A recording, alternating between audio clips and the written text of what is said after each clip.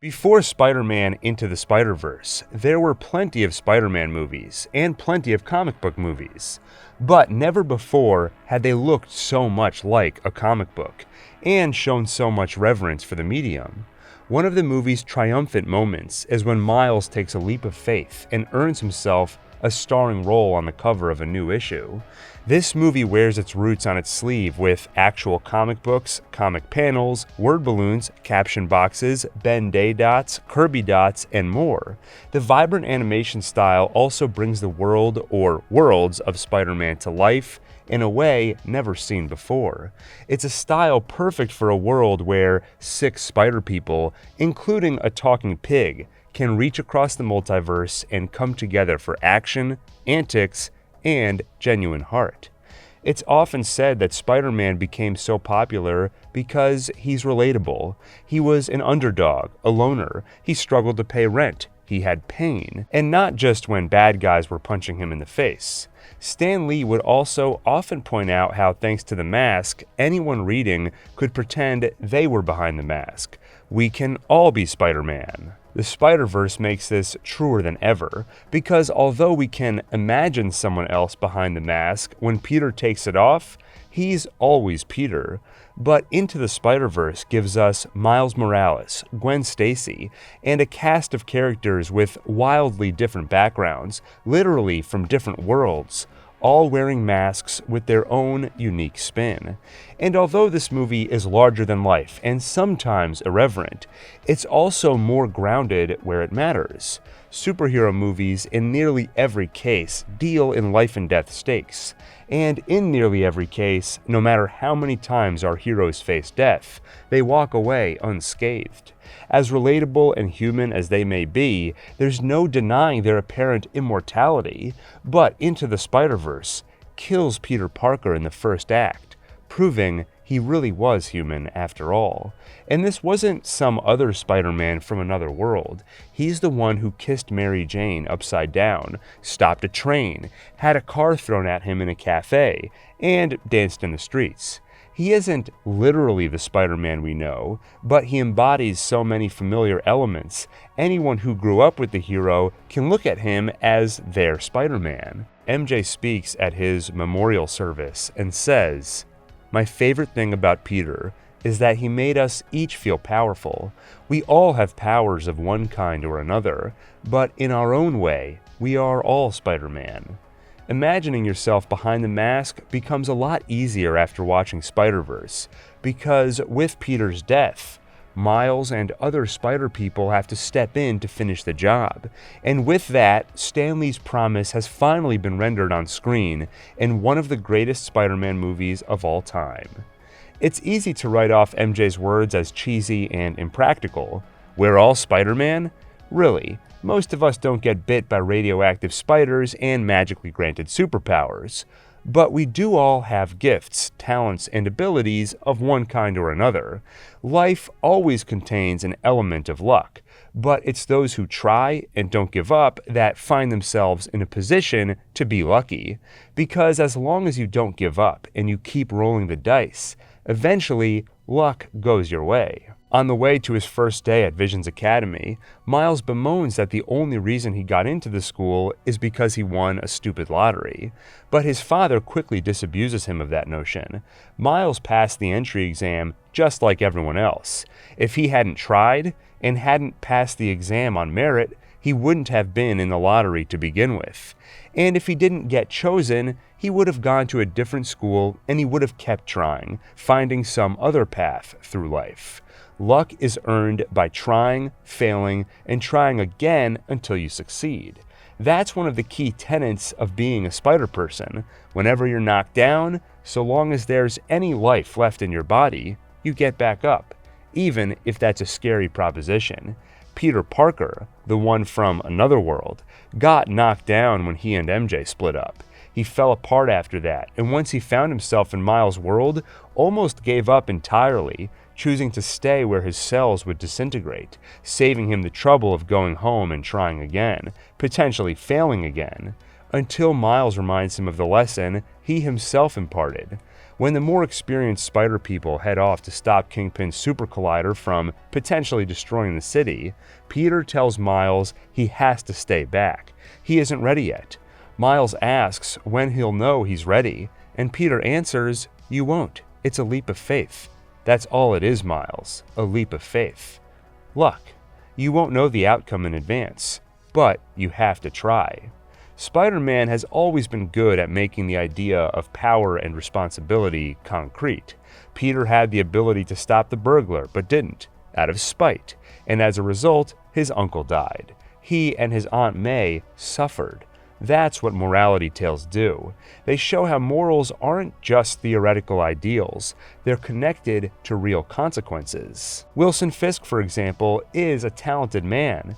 Where Peter's powers are those of a spider, along with intelligence, perseverance, and more, Fisk's is strategy, physical strength, also intelligence and leadership. But instead of using that power responsibly, he's used it to build a criminal empire, and where Peter's choice cost him an uncle, Fisk's cost him a wife and son. When they saw him trying to kill Spider-Man, they ran off and in the chaos got killed by an oncoming truck. We often know what we should or shouldn't do with our abilities or power, but so many things can lead us astray. After the death of his family, Fisk should take responsibility, grieve, and figure out the best path forward.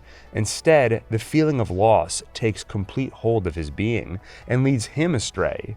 No matter what, he will have his family back, even if it means ripping another Vanessa and Richard from another world and possibly destroying this one.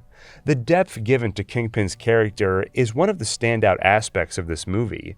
We can empathize with his motivation. Even for the supporting villain, Doc Ock, we're given a small glimpse. Her power is in the field of science.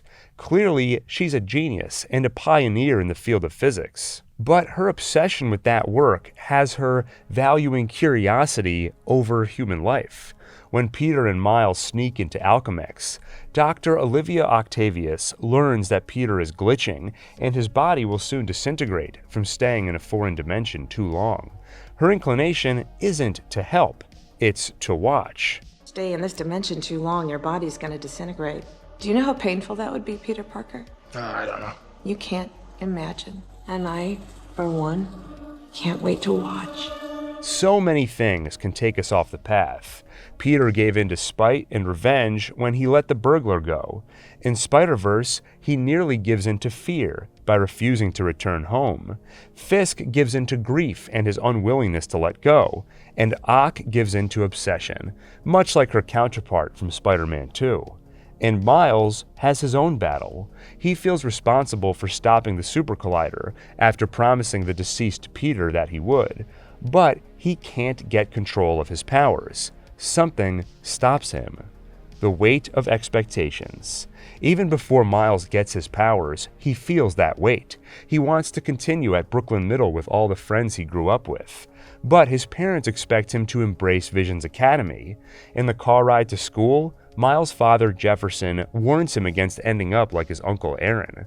Miles asks, what's wrong with his uncle? And his dad explains, We all make choices in life. It doesn't feel like I have a choice. You right now. don't! At their worst, expectations can feel constricting and leave you feeling like you don't have any choices. Someone else has set a path for you. When the teacher notices Miles is trying to flunk out, she assigns him an essay about what kind of person he wants to be, an essay on great expectations. The movie's not so subtle way of telling us what exactly is weighing on Miles, and his drawing, No Expectations, tells us what he pines for in the moment. Those expectations can feel overwhelming, like Miles surrounded by spider people, telling him how he needs to prove himself before joining the battle to stop the collider. Can he fight off all of Kingpin's biscuit boxers, rewire a mainframe while being shot at, swing and flip with the grace of a trained dancer, close off all his feelings so he doesn't get crippled by the moral ambiguity of his violent actions, float through the air when he smells a delicious pie, and so on. The expectations are suffocating, and Miles does feel constricted, so much so he can't even begin to grasp control of his abilities. He can't turn invisible or Venom Strike on command. He doesn't feel free until he's actually restrained by Peter's web. First, there's Peter's line about how you don't know when you're ready. It's a leap of faith. Then, his dad comes to the door, and because Miles can't talk back, Jefferson assumes his son is ignoring him. So he does all the talking. He admits he isn't sure how to talk to Miles, or how best to encourage him, but he sees a spark in him. It's amazing, he says, and most importantly, whatever you choose to do with it, you'll be great. The man who enforced so many of Miles' expectations earlier in the movie suddenly frees him from them. Of course, he wants Miles to use his gifts and excel, but he's free to do that in his own way. The path is still uncertain, and success is not guaranteed. But as Peter said, it's a leap of faith. Finally, Miles has passed that mental hurdle. He's not yet a Spider-Person expert, but he can at least control his abilities, enough that he can be an asset to the team and once the other villains are defeated, face Kingpin on his own. After defeating the villain, Miles speaks with his father, who's also learned an important lesson.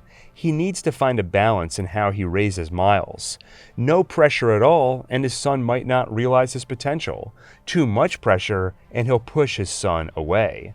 Like we see early in the movie, Miles likes putting up stickers around the city, and his father, a cop, stifles that behavior. But Uncle Aaron encourages him to put his drawing up. And as we later find out, Aaron is the Prowler.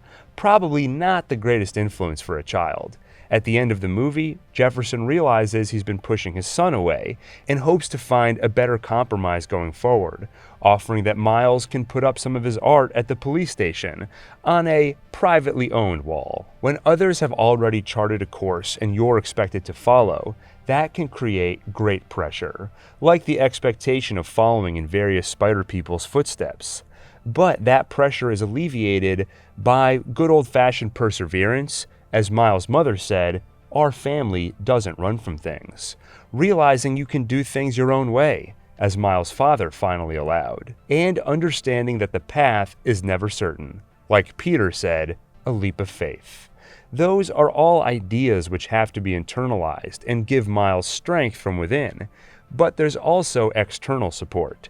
Though Peter isn't the best teacher, Miles learns a bit from him, and from those who came before. The Peter who was killed and MJ's eulogy instilled Miles with a sense of responsibility. Following a difficult path can also be lonely.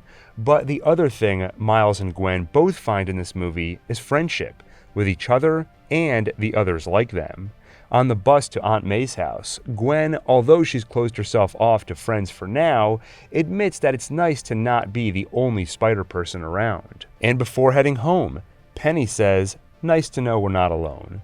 Great responsibility is a good lesson, and one that the Spider-Man franchise has hammered home many times. But Spider-Verse acknowledges something else that comes with it. Great expectations.